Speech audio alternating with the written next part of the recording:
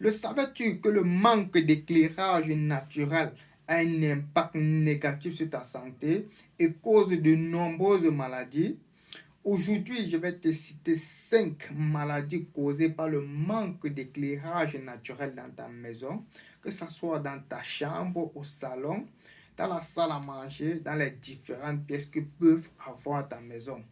Sur ce, si tu viens de me découvrir, je me présente. Moi, c'est Boris Pebou. Je suis étudiant en architecture. Bon, je fais des recherches sur plusieurs thématiques.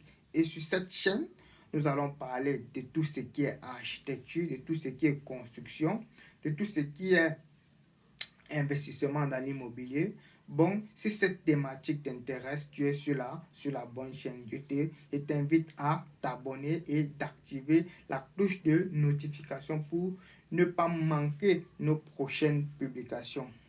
Sur ce, entrons dans le vif du sujet.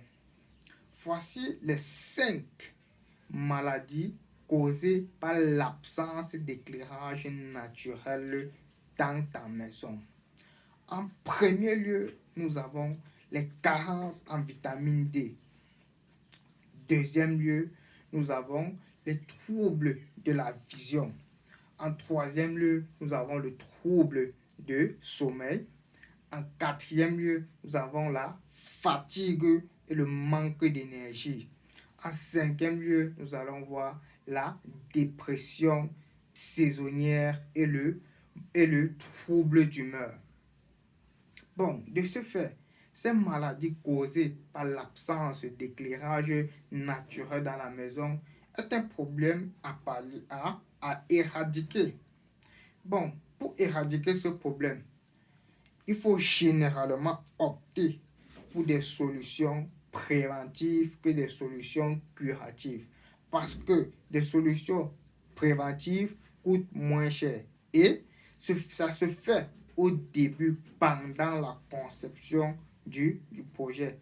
Et les solutions curatives viennent après que le projet soit déjà conçu et habité. Et cela devient un peu plus coûteux. Bon, je prends un exemple pour une solution préventive. Si pendant la conception de ta maison, pendant le dimensionnement de tes ouvertures, on avait prévu des ouvertures un peu plus larges ou on avait prévu des baies vitrées un peu plus larges, cela permettrait d'optimiser et d'augmenter le taux d'éclairage naturel, le taux de lumière qui doit pénétrer dans la pièce.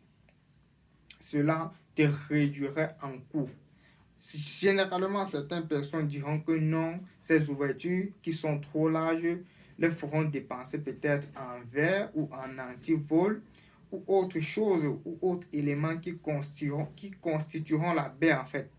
Mais sur le long terme, c'est plutôt moins coûteux. Or, maintenant, prenons une solution curative. La maison est déjà construite. On avait prévu des petites ouvertures, des petites baies. Et en utilisant la pièce, on se rend compte que le taux d'éclairage qui entre dans la pièce est minime et inférieur. Qu'est-ce que nous devons faire là maintenant? Pour optimiser, pour augmenter le taux d'éclairage dans la pièce à ce moment-là, vous pouvez multiplier le taux d'ampoule. Vous voyez qu'en multipliant déjà le taux d'ampoule, ça va vous permettre de consommer en énergie électrique, ce qui revient un peu plus coûteux, mais ça sera nécessaire. Ça, c'est la première, ce qui concerne les solutions curatives. La deuxième, nous avons l'utilisation des peintures brillantes qui vont permettre de refléter la lumière. En troisième position, vous pouvez décider d'utiliser les énergies renouvelables dans les plaques solaires.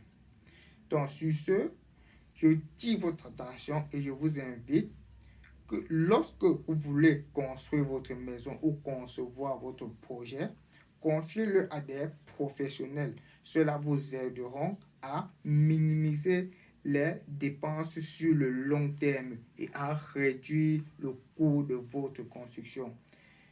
Si cette vidéo t'a plu, n'hésite pas à la liker et à la partager pour que ça puisse toucher plusieurs personnes. Sur ce, merci.